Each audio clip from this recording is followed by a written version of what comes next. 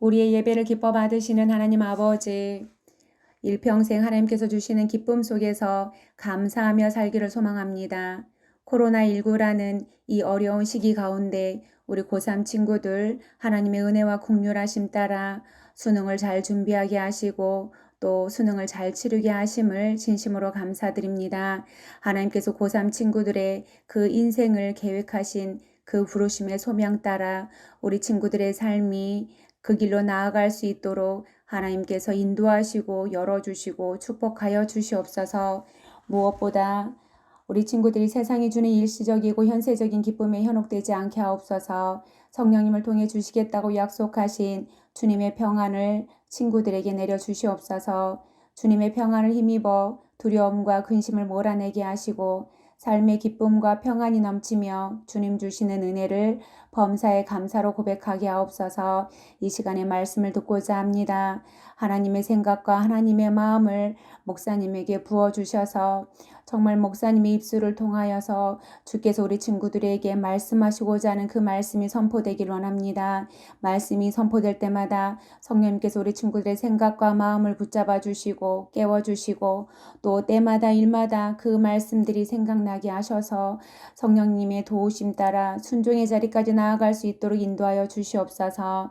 존귀하신 하나님, 우리 친구들이 기쁨과 감사가 넘치기를 원합니다. 기쁨과 감사의 생활을 실천할 수 있는 그런 저희 중고등부 친구들이 되기를 소원합니다. 하나님 아버지, 이 시간 정말 주님 앞에 주님이 기뻐하시는 예배자로 저희가 세워지기를 바라고 소원합니다. 의와 평강과 희락의 근원 되시는 예수 그리스도의 이름으로 기도드립니다. 아멘. 네, 우리 친구들, 우리 고 선생님들 아주 반갑습니다. 네. 특별히 우리 고3 친구들 반가워요. 그동안 이렇게 수능까지 고생했고, 그리고 또 수능 이후에도 우리 친구들이 또 여러 전형 과정들, 그리고 또 뭐 그런 과정들이 있을 텐데, 하나님께서 우리 친구들을 붙드시고 또 하나님께서 우리 친구들에게 좋은 것 주실 것을 믿습니다. 그렇잖아요. 하나님 우리 인생의 주인이라 하시는데 주인이 더 바쁘고 급하시겠죠. 우리 친구들에게 그 믿음이 있었으면 좋겠어요. 하나님께서 내 삶을 나보다 더 잘 아시니 더 나에게 좋은 것을 허락하실 거야 라는 그 믿음을 좀 가졌으면 좋겠습니다. 예, 그런 고3만 그러겠어요. 사실 우리 모두에게도 하나님께서는 그리 좋은 것들을 주시리라 믿습니다. 잠깐 기도하겠습니다. 하나님 감사드려요. 주님께서는 저희들에게 늘 좋은 것을 주시고 특별히 예수 그리스도를 저희들에게 주심을 인하여 참으로 감사드립니다. 오늘도 우리 인생에 문제가 있다면 그것은 오직 우리 가운데 주님이 만나지지 않는 것이거나 아니면 주님이 와 계심에도 불구하고 주님을 너무 가볍게 너무 조금 너무 소홀히 대하는 것임을 압니다. 주님, 이 시간을 통해서 저희들이 깨어지게 주님 도와주셔서 우리의 삶의 전부가 하나님이라고 예수님이라고 고백해낼 수 있도록 주님 저희들에게 은혜 허락하여 주시옵소서. 우리 가운데 주님께서 함께해 주셔서 말씀을 나누는 동안 주님을 저희가 충만히 만날 수 있도록 은혜 허락하여 주시옵소서. 이 시간도 우리 가운데 함께하신 하나님을 감사드리며 예수님 이름으로 기도 올립니다. 아멘. 네, 그래요. 우리 오늘 잠깐 말씀 보겠습니다. 오늘 말씀은 누가복음 2장 1절에서 7절까지입니다. 우리 친구들에게 자막이 나올 텐데 함께 그 말씀을 따라 읽어주셨으면 좋겠어요. 자, 그때에 가이사 아우구스도가 영을 내려 천하로 다 호적하라 하였으니 이 호적은 구레노가 수리아 총독이 되었을 때 처음 한 것이라. 모든 사람이 호적하러 각각 고향으로 돌아가매 요셉도 다윗의 집 족속이므로 갈릴리 나사렛 동네에서 유대를 향하여 베들레헴이라는 다윗의 동네로 그 약혼한 마리아와 함께 호적하러 올라가니 마리아가 이미 잉태하였더라. 거기 있을 그때 해산을 날이 차서 첫 아들을 낳아 강보에 싸서 구유에 누였으니 이는 여간에 있을 곳이 없음이러라. 아멘. 아멘. 네, 그래요. 오늘 저는 우리 친구들하고 그런 말씀을 좀 나눠보려고 해요. 내 안에는 예수님을 위한 방이 있는가라는 그 질문 속에서 한번 오늘 말씀을 나눠보려고 합니다.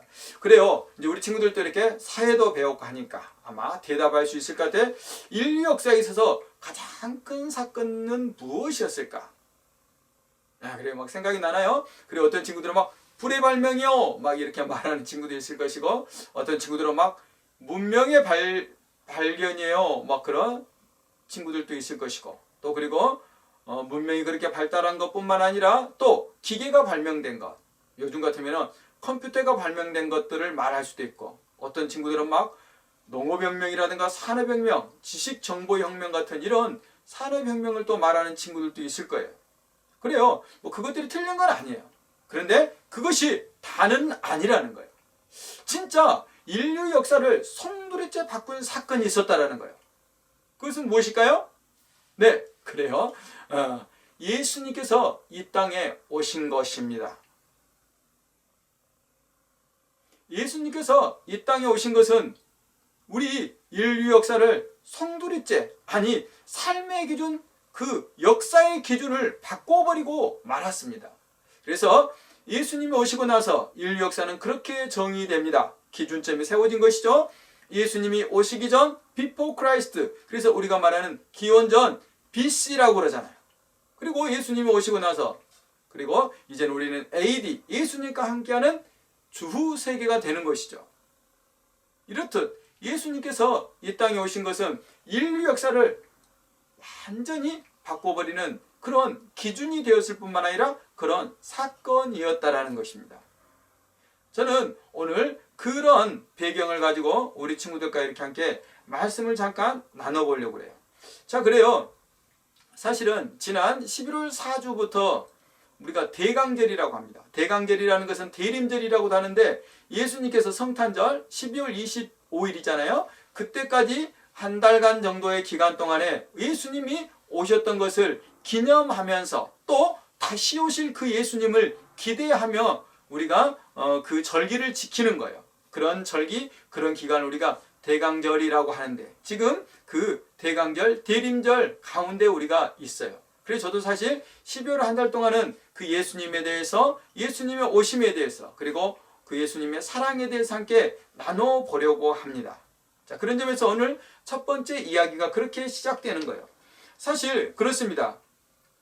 2000년 전에 이 땅에 사람의 몸으로 오신 예수님의 이야기를 예수님이 탄생하시던 그때부터 이렇게 한번 나눠보는 것은 의미가 있겠다 싶습니다.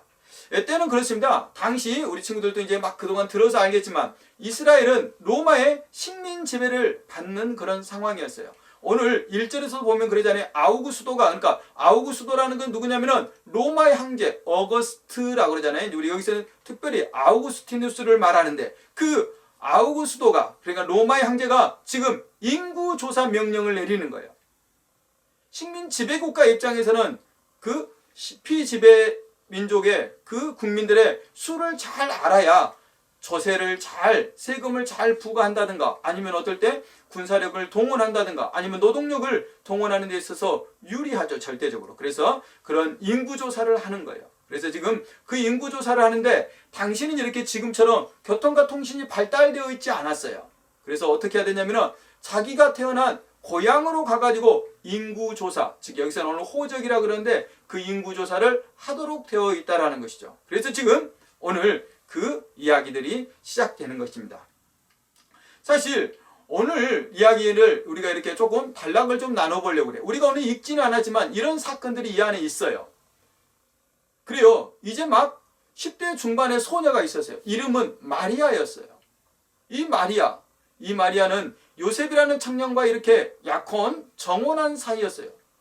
그런데 어느 날 이 마리아에게 큰일이 일어났습니다. 큰일이죠. 어느 날 천사 가브리엘이 이 마리아에게 나타난 것입니다. 그리고 말하는 것입니다. 마리아야, 이제 네가 임신할 거야, 잉태할 거야 라고 말하는 거예요. 아니, 정혼한 처녀에게, 아직 결혼도 하지 않은 처녀에게 임신할 거라는 말이 얼마나 충격적이었겠어요. 그래서 마리아는 말하죠. 아니 내가 남자를 알지도 못하는데 어떻게 그런 말을 나에게 하냐고 아마 엄청 당황스러웠을 거예요. 그럴 때 가브리엘 천사는 계속해서 말합니다. 아니 너는 성령으로 잉태할 거야. 하나님의 은혜 가운데 성령으로 잉태할 거야. 그리고 네가 하나님의 아들을 낳을 거야. 그 아들이 다윗의 왕손으로 올 터인데 그가 인류를 구원할 자야 라고 말씀하는 거죠. 그래도 여전히 이 마리아 안에 두려움이 있었지 않겠습니까? 사실 그 결혼하지 않는 여인이 아이를 낳으면, 특별히 정혼한 여자가 다른 남자 사이에서 아이를 낳으면 그때 법에 의하면 그냥 동네 사람들이 돌로 쳐서 죽이게 되어 있었거든요. 그런 점에서 얼마나 이 마리아 안에 두려움이 있었겠어요. 그런데 놀랍게도 마리아는 그 가브리엘 천사에게 그렇게 말합니다. 그래요? 저는 하나님의 종이니 그럼 하나님의 뜻대로 되기를 원합니다 라고 말하는 거예요. 놀라운 일이죠. 그러자 그 순종의 말을 듣고 가브리엘 천사는 떠납니다. 이제 문제 2. 이제 누가 문제겠어요? 그렇죠. 이제 요셉이 문제죠. 이 요셉 어느 날 마리아가 자기가 잉태했다라는 거예요. 자기가 임신했다라는 거예요. 아니 무슨 일이야? 나와 상관없이 어떻게 임신한단 말이야? 믿어지겠어요? 안 믿어지지. 그래서 요셉은 고민에 빠졌어요. 자기가 정말 마음 같아서는 막 그냥 어떻게 하고 싶은데 그렇게 하면 틀림없이 자기가 정혼했던 그 마리아는 동네 사람들에서 그렇게 돌에 맞아 죽을 터인데 그렇게 할 수는 없고, 그런다고 이것을 조용히 있자니 그것도 또한 아닌 것 같고, 그래서 괴로움에 빠져 있었어요. 그런데 이때 또 등장하는 천사, 이 천사가 또 이 요셉에게 등장합니다. 그리고 요셉에게 말합니다. 마리아 데려오는 것, 마리아와 혼인하는 것 두려워하지 말아라 라고 이야기해요. 그러면서 계속해서 말합니다. 그는 성령으로 잉태했어. 하나님의 아들이야. 그가 인류를 죄 가운데서 구원할 자야. 그 낳으면 이름을 예수라고 해라 라고 말하는 거예요. 이제 마리아도 그랬는데 이 요셉도 또한 선택의 여지가 없어지게 됐어요. 그래서 요셉 또한 그렇게 하기로 마음먹고, 그리고 일체 함관 말을 하지 않은 상태에서 이제 그 마리아와 결혼을 하게 됩니다. 그런데 지금 오늘 우리가 읽은 것처럼 오늘 인구조사 명령이 내린 것이죠. 인구조사 명령이라는 것은 어떻게 했어요? 이제 인구조사 명령이 내렸으니까 오늘 말씀에서 읽은 것처럼 저기 북쪽 갈릴리라는 나사렛 동네에서 살던 이 요셉과 마리아가 이제 어디로 가야 돼요? 예루살렘 근처에 있는 베들레헴이라는 그 요셉의 고향으로 지금 가야 되는 거예요. 그리고 그곳에 가서 지금 무엇을 해야 돼? 호적 신고를 해야 되는 거예요. 자, 그렇게 지금 그들은 그 어디? 베들레헴을 향해서 열심히 갔겠죠. 몇 날 며칠을 그렇게 갔는지 몰라요. 이미 그 지금 만삭이 되어가는 그 마리아는 아마 굉장히 힘들었겠죠. 어쨌든 그렇게 해서 베들레헴이라는 동네에 거의 다 도착했어요. 이제 그런데 문제가 있어요. 이 마리아가 진짜 이제 출산이 얼마 안 남은 거예요. 그래서 지금 막 급해졌어요. 그래서 지금 막 요셉은 그랬습니다. 방을 얻을 곳을 막 다녔어요. 방을 얻고자. 이 마리아가 지금 곧 아이를 낳을 것 같으니 얼마나 마음이 급했겠어요. 또 그 마리아는 또 어떻겠습니까? 그 산통을 막 참으면서 얼마나 괴로웠겠어요. 막 아마 온몸에 땀이 흥건했을 거예요. 그것을 본 또 남편인 요셉은 또 어떻겠어요? 막 마음이 또한 그 마리아 못지않게 바빴겠죠. 이리저리 다니면서 이 집 저 집 막 문을 두드리면서 막 문 좀 열어달라고, 그리고 나에게 지금 아내가 곧 아이를 낳을 것 같은데 방 하나 달라고 막 하지 않았겠어요? 막 그려지죠? 그 다급한 것들이. 그렇죠. 그렇게 막 지금 다급한 상황이었어요. 그런데 아무도, 어느 집도 이 요셉과 마리아를 위해서 방을 내어주는 집이 없었다라는 것이죠. 그래서 오늘 이야기들이 시작되는 것이죠. 그래서 결국 요셉이 선택한 곳이 어디였어요? 그래, 저기 보니까 굴 하나가 있는 거예요. 그리고 그곳에 가서 급히 아내를 마리아를 뉘었어요. 그리고 얼마 있지 않아서 지금 마리아는 아이를 출산하게 되죠. 그리고 이제 그 아이를 지금 어디에 뉘었다 그랬어요? 아까 7절 우리 한번 봐보세요. 7절에 어떻게 돼 있어요? 첫 아들을 낳아 강보로 싸서 구유에 뉘었으니 이는 여관에 있을 곳이 없음이러라 라고 이야기하잖아요. 그래요. 이제 그 아이를 강보에 쌓아가지고 보자기에 쌓아가지고 그 동물의 여물통, 먹이통이죠. 그 구유에 뉘인 것입니다. 뭐가 없었어요? 그래요. 그 예수님, 인류 역사를 송두리째 바꿀 그 예수님을 누일 방이 없었다라는 거예요. 그래서 요셉과 마리아는 아기 예수를 마구간에서 낳아 그곳에 구유에 뉘게 되었다라는 것입니다. 그래서 오늘 이 이야기를 통해서 하나님께서는 왜 우리에게 이 이야기를 들려주실까? 그리고 이 이야기를 통해서 하나님이 우리에게 원하시는 것은 무엇일까에 대해서 한번 생각해 보려고 합니다. 저는 말씀을 시작하면서 인류 역사에 있어서 가장 큰 이벤트가 2000년 전 하나님이 사람의 몸으로 이 땅에 오신 것, 즉 예수 그리스도의 탄생이라고 말씀드렸습니다. 그런데 예수님이 태어나실 때 상황은 어땠습니까? 살펴본 것처럼 아무도 예수님 부모에게 아이를 낳을 방을 내어주지 않았습니다. 왜요? 그래요. 저는 이 문제를 오늘 여러분들과 함께 이렇게 나눠보려고 하는 것입니다.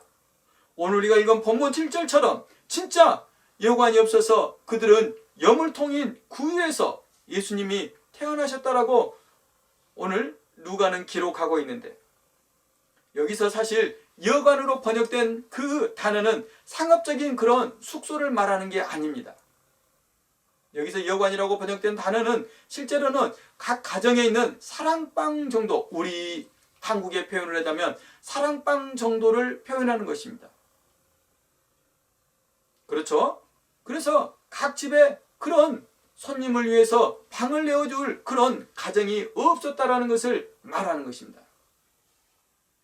왜 그렇다면 그들이 누가 보더라도 지금 금세 출산할 것 같이 다급해 보이는 그 요셉과 마리아 부부에게 방을 내어주지 않았을까요? 아니, 못했을까요? 저는 오늘 이 말씀을 준비하면서 이야기 하나가 떠올라요. 그래요. 두 자매에 관한 이야기예요. 그래요. 언니는 이렇게 서울에 살고 있어요. 그리고 동생은 서울로 이렇게 학교를 다녀요. 그런데 서울에 사는 그 언니에게 동생이 어느 날 부탁을 해요. 언니, 내가 일주일 동안 언니 집에 좀 묵어야겠어. 나 지금 기말고사를 치러야 해 라고 말해요. 언니는 고민에 빠졌어요. 왜냐하면 자기가 사는 집이 아주 작은 공간밖에 없기 때문에, 그래서 겨우 자기 혼자 지내기에 그냥 딱 맞는 그런 집이거든요. 그래서 이 언니는 동생에게 쉽게 답을 하지 못했어요.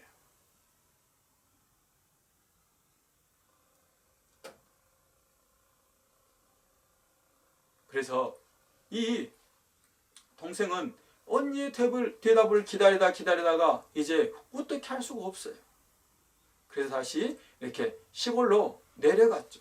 그래서 아마 그 시험을 준비하는데 많은 어려움이 있었을 거예요. 그런 이야기들을 이렇게 접하게 되었어요.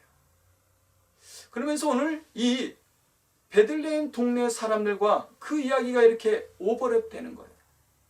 도대체 베들레헴 사람들은 왜 그 마리아와 요셉 부부에게, 그리고 그 언니는 그 동생에게 왜 함께 지낼 그 방, 그 여유 공간을 내어주지 못했을까? 여러분, 왜였을까요?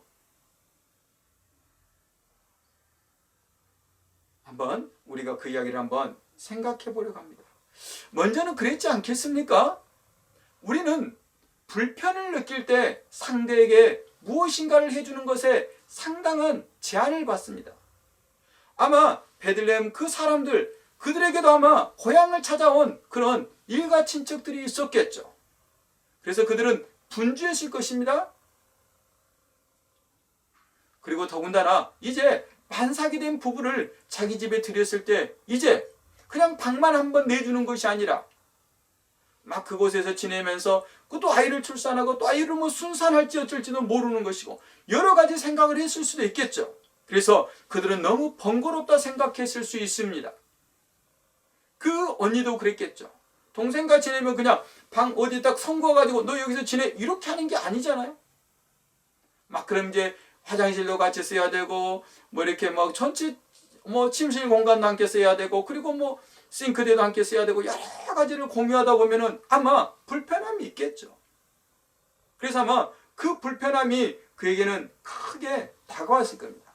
우리 그렇잖아요. 누군가를 대할 때 내 불편이 상대의 불편보다 더 크게 여겨지면 우리는 그를 도무지 쉽게 맞아들일 수 없는 것입니다. 베들레헴 사람들이 그랬고 그 언니가 그랬던 것이죠. 어디 그뿐이겠습니까? 우리는 상대가 누구인지를 잘 모를 때 또한 그런 행동을 하게 된다는 것이죠. 사실 그렇잖아요. 베들레헴 사람들이 마리아 요셉이 출산할 아이가 우리 인류를 구원할 예수 그리스도였다는 것을 알았더라면 그들이 그렇게 하지는 않았겠죠. 전부는 아닐지라도 상당수가 우리 집에서 와서 출산해달라고 출산하라고 그렇게 방을 내어주지 않았겠습니까? 그 언니도 마찬가지죠. 그 동생의 사정을 다 알았더라면 그 시험을 준비하는 데 있어서 꼭 서울에서 준비해야 될 만한 그런 상황이 있었다라는 것을 안다면 그것이 그 동생에게 가장 좋은 환경이라는 것, 그리고 그것이 꼭 필요한 일이라는 것을, 그리고 그것을 제대로 표현하지 못하고 말하지 못한 그런 고민을 알았더라면 함께 지낼 그런 마음의 여유를 기꺼이 가졌겠죠. 그런데 베들레헴 사람들이 그 예수님을 몰랐고 그리고 또 그 언니가 동생의 사정을 다 몰랐다는 것입니다. 그뿐 아닙니다. 또 하나 일은 우리가 너무 분주할 때 그런 일들이 벌어집니다. 그래요. 베들레헴은 산골 마을이었습니다. 인구가 한 300~400명쯤 되는 그런 산골 마을이었는데 마침 인구조사를 위해서 아까도 말씀드린 것처럼 많은 사람들이 고향을 찾아왔겠죠. 그러니까 아마 그들 사이에서는 많은 분주함이 있었을 것입니다. 그러다 보니까 다른 사람의 일에, 다른 일에 이렇게 관심을 갖지 못하게 된 것이죠. 그 언니도 그랬겠죠? 바쁜 회사 생활을 하면서, 직장 생활을 하면서 바쁘다 보니까 동생의 그 상황과 그런 것들에 대해서 충분히 생각하지를 못했겠죠. 그리고 또 바쁘다 보니까 충분히 대하지 못한 채 그냥 거절하고 말았겠죠. 우리는 삶에서 또 바쁘다 보면 그런 일들이 생길 수 있다는 것입니다. 어쨌든 예수님은 구유가 있는 곳으로 보아 마구간이 확실했을 그 아주 작고 초라하고 어둡고 깜깜한 그곳에서 태어나셨다는 것입니다. 인류 역사를 송두리째 바꿀 그 예수님이, 인류의 구원자가 그런 마구간에서 태어나신 것이죠. 그런데 제가 오늘 이 말씀을 들고선 진짜 이유는 여기에 있습니다. 예수님께서 오시기 전 인류는 너나 할 것 없이 죄라는 반드시 죽음에 이르는 치명적인 전염병, 병균에 감염되어 있었다는 것입니다. 그 죽음에 내몰린 인류에게 반드시 무엇이 필요했겠어요? 백신, 치료제가 절실했습니다. 그런 인류를 위해서 예수님께서 그 낮고 천한 구유에 오신 것입니다. 100% 죽음으로 내몰은 그런 죄라는 병균에 대해서 유일한 백신이자 치료제로 예수님이 오신 것입니다. 그런데 문제는 그 예수님이 2000년 전에 오신 것으로 다가 아니라는 것입니다. 진짜 중요한 것은 그 예수님이 지금 저와 여러분의 심령의 방에 와 계셔야 한다는 것입니다. 예수님 우리 안에 있는 마음의 방에 와 계셔야만 저 여러분이 죄와 그 죄로 인한 죽음에서 해방되어 하나님의 나라 예수님을 따르는 삶을 살 수 있게 되기 때문인 것입니다. 거의 1년 가까이 우리는 코로나로 인해서 엄청난 불평과 상상할 수도 없는 경제적인 그런 손실을 보고 있습니다. 왜요? 그렇죠. 백신이 없고 아직 정확한 치료제가 없기 때문입니다. 사실 그렇습니다. 코로나는 전파력이 전염력이 강한 것은 사실이지만 모두가 전염되는 것은 아닙니다. 개인 방역을 통해서 어느 정도는 막을 수 있고 또 설령 감염된다 해서 치사율이 사실 100%인 건 아니잖아요. 적절히 치료받으면 얼마든지 나을 수 있고 또 사실 증상이 없는 그런 감염자들도 많습니다. 그런데 그런 코로나 때문에도 온 세계가 모두가 난리고 걱정이고 두려움에 떤다는 것이죠. 그런데 선악과를 따먹고 스스로 하나님이 되고자 했던 아담과 하와의 죄는 전염성에 있어서는 그 누구도 그 어떤 사람도 예외가 없는 100% 전염되는 그런 치명적인 질병이었다는 것입니다. 뿐만 아니라 치사율은 그냥 100%예요. 그 누구도 그 죄에 감염되고서는 치료될 수 없고 회복될 수 없이 누구나 다 죽을 수밖에 없는 그런 운명에 처하게 된다는 것이죠. 아무리 많은 것을 가지고 있고 아무리 큰 권력을 가지고 있고 아무리 유능한 의학적인 지식을 갖고 있더라도 그 죽음에서 피할 수 있는 길이 없었습니다. 그런데 아무런 부작용도 없는 모든 사람에게 효과가 100%인 죄의 백신, 죽음의 치료이신 예수님이 이 땅에 오셨는데 그 요셉의 고향 마을 사람들이 방 하나를 내어주지 못했다라는 것입니다. 그렇다면 우리는 그들을 마음껏 비난하고 욕하고 저주할 수 있겠습니까? 아닙니다. 우리는 오히려 우리 자신을 돌아봐야 하는 것입니다. 제가 들려드린 그 자매 이야기를 한번 떠올려 보십시오. 그 언니가 동생에게 예수님을 봤다면, 아니 자기 자신 마음 안에 와 계신 그 예수님을 만났더라면 오늘 베들레헴 사람들처럼 만삭이 되어 곧 아기를 낳을 그 여인에게, 그 부부에게, 그 언니처럼 기말 시험을 준비하는 그 동생에게 자신이 좀 불편하다고, 그 정도일 줄은 몰랐다고, 그것까지 신경 쓸 수 없을 정도는 바빴다고 하면서 방이 없다고, 싫다고 거절할 수 없었겠죠. 사랑하는 친구들, 그리고 선생님들, 우리는 늘 물어야 합니다. 베들레헴 사람처럼 그 언니처럼 과연 내 마음 안에는 예수님을 위한 방이 있는가 하고 말입니다. 그리고 기억하십시오. 인류 역사를 송두리째 바꾸신 그 예수님께서 지금은 바로 저와 여러분의 삶을 바꾸시길 원하신다라는 것입니다. 성경에 등장하는 수많은 믿음의 사람들은 물론 제 개인의 경험에 비춰봤을 때도 예수님을 만난 그런 삶은 만나기 전과 만난 후가 확연히 전혀 달라지게 된다는 것입니다. 그래서 바울 사도가 우리에게 그렇게 말씀해 주잖아요. 예수님을 위한 방을 마련하고 그 방에 예수님을 초대한 자는 전혀 새로운 피조물이 되었다고 말씀하고 있는 것이죠.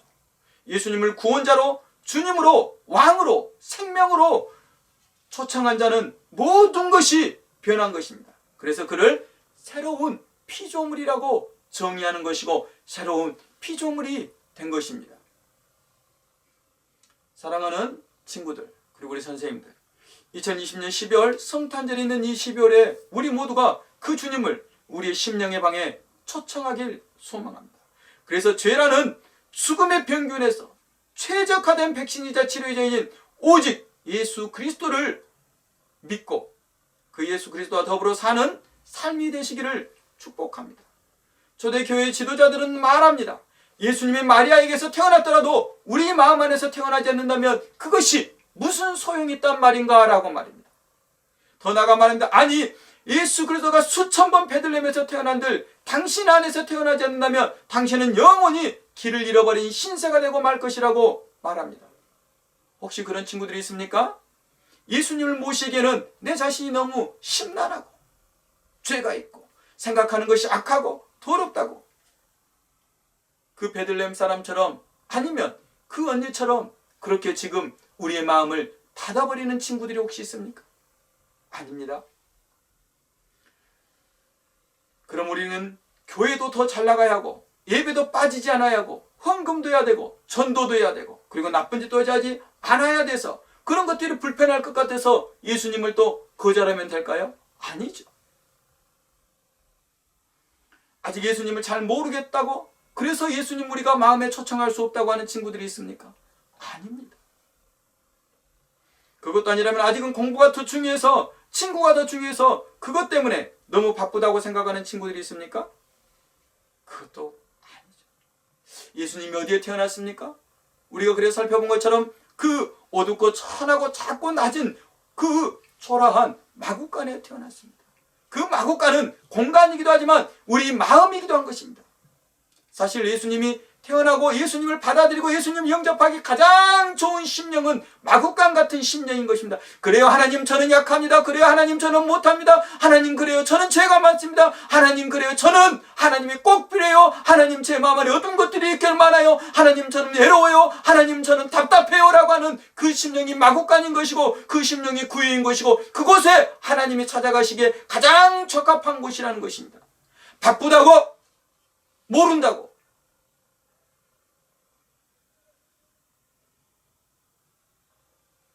하나님을 우리는 외면해서는 안 되는 것입니다.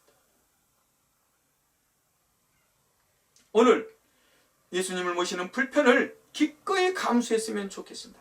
이제 그 예수님만이 저와 여러분을 죄에서 죽음에서 그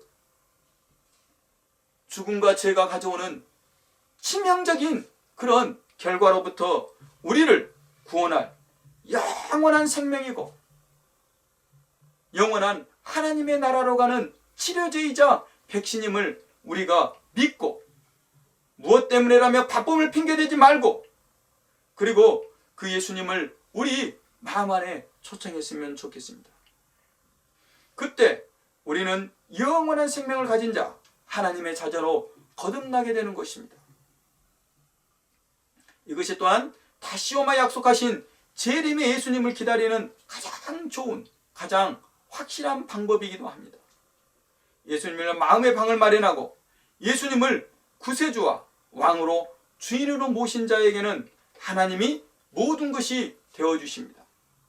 우리 친구들, 우리 선생님들에게 그 은혜가 있었으면 좋겠습니다. 다시금 말씀드립니다.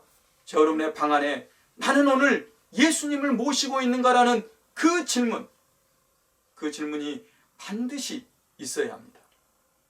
우리 친구들에게 그 질문이 있어야 할 뿐만 아니라 우리 친구들과 선생님 모두가 우리 심령 가운데 그 예수님의 방들을 마련하여 이제 그 예수님과 더불어 살아가는 저 여러분이 되셨으면 좋겠습니다.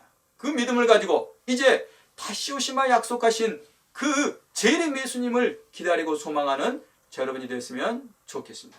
기도하겠습니다. 참으로 복되신 하나님 아버지 감사드립니다. 우리 이렇게 살면서 얼마나 많은 핑계들을 대는지 몰라요. 오늘 베들레헴 사람들이 그 주님을 그 예수님을 환영하지 못한 채 겨우 방 하나를 내어주지 못한 채 저들이 마음을 닫아버렸습니다. 하나님 그런데 그 일이 베들레헴에서 2000년 전에만 벌어진 것이 아니라 오늘도 얼마든지 우리의 마음 가운데서 벌어질 수 있음을 저희가 보고 배웠습니다. 이제 하나님 우리의 마음을 열어주시고 우리의 눈을 열어주시고 우리의 생각을 열어주셔서 우리가 그 하나님을 마음껏 보고 느끼고 그리고 배우고 따를 수 있도록 저희들 가운데 주님께서 분명히 역사해 주셔서 이제 우리 모두가 죽음에 이르가는 그 치명적인 죄라는 질병으로부터 우리를 구원하실 유일한 치료제이자 백신인 그 예수 그리스도를 온전히 믿고 따르는 복되고 귀한 주님의 사람들 다 될 수 있도록 주님 축복하여 주시옵소서. 오늘도 우리 가운데 함께 하시고 뿐만 아니라 다시 오시마 약속하신 예수님의 이름으로 감사하며 기도 올립니다. 아멘. 네, 그렇습니다. 광고 하나 하죠. 잘은 모르겠습니다. 이렇게 코로나 상황이 지금 막 진정세가, 이제 광주 지역은 조금 진정되어 가고 있습니다. 그런데 지금 수도권이 상당히 문제입니다. 특별히 이렇게 지금 고3 수험생들이 이렇게 많이 이동해야 되는, 그 대학 전형 때문에 이동해야 되는 그런 상황이기도 한데, 어쨌든 지금 계획 같아서는 다음 주에는 우리가 예배당에 모여서 함께 예배할 수 있을 것 같습니다. 그래서 혹시 그렇게 만약에 예배를 드리기 힘들어지며 미리 공지하여서 또 이렇게 온라인으로 찾아뵙고, 그렇지 않으면 우리 친구들 마음을 잘 모두어 가지고 또 우리 친구들이 선생님들과 함께 다음 주에는 이렇게 예배당에 모여서 함께 예배할 수 있었으면 좋겠습니다. 예, 그래요. 한 주간 우리 친구들, 우리 선생님들 건강하시고, 그리고 오늘 말씀을 우리가 나눈 것처럼 진짜 내 마음 안에 나는 예수님을 모시고 있는가라는 그 질문, 그 예수님을 모시기 위해서 나는 오늘 베들레헴 사람처럼 그 언니처럼 행동하고 있지는 않는가라는 그 질문들을 해보며 오직 우리의 유일한 구세주이신 그 예수님을 항상 마음에 품고 살기를 소망합니다. 기도하겠습니다. 참으로 좋으신 하나님, 감사드려요. 오늘 또 주님께서 저희들 가운데 함께해 주셔서 오늘 저희로 하여금 주님을 찾고 구하는 자의 삶이 얼마나 복된가를 알려주심을 인하여 참으로 감사드립니다. 주님께서 함께해 주신 것 감사드리며 예수님 이름으로 감사하며 기도 올립니다. 아멘.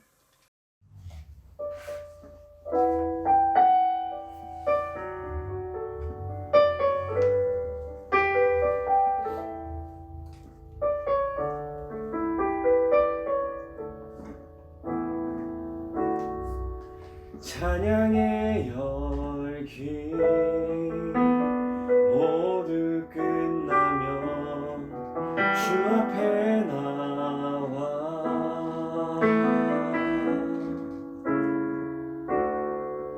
더욱 진실한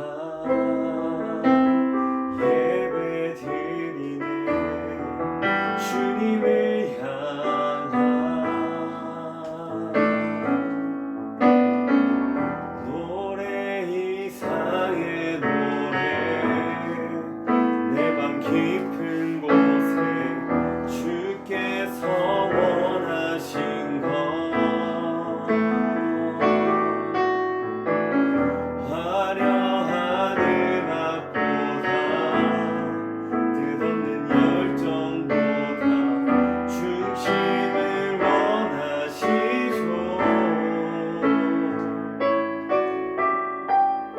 주님께 드릴 마음의 예배 주님을 위한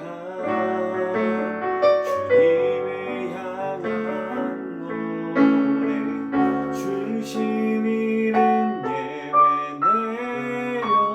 내려놓고 이제 나 돌아와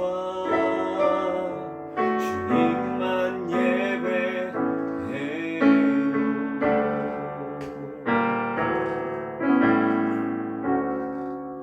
영원하신 왕 표현치 못한 주님의 존귀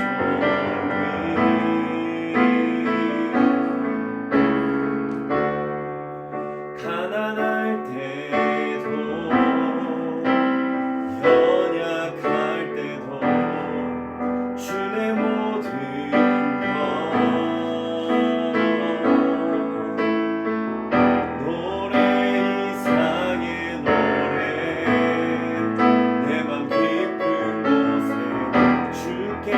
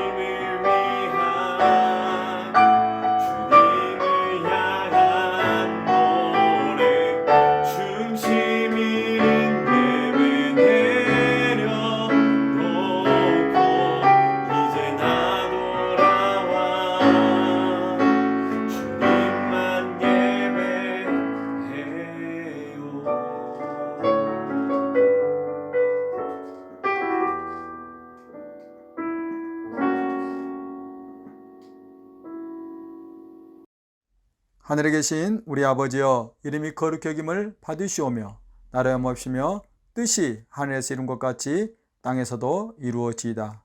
오늘날 우리에게 일용할 양식을 주옵시고 우리가 우리에게 죄진 자를 사하여 준 것 같이 우리의 죄를 사하여 주옵시고 우리를 시험에 들게 하지 마옵시고 다만 악에서 구하옵소서. 대개 나라와 권세와 영광이 아버지께 영원히 쌓옵나이다. 아멘.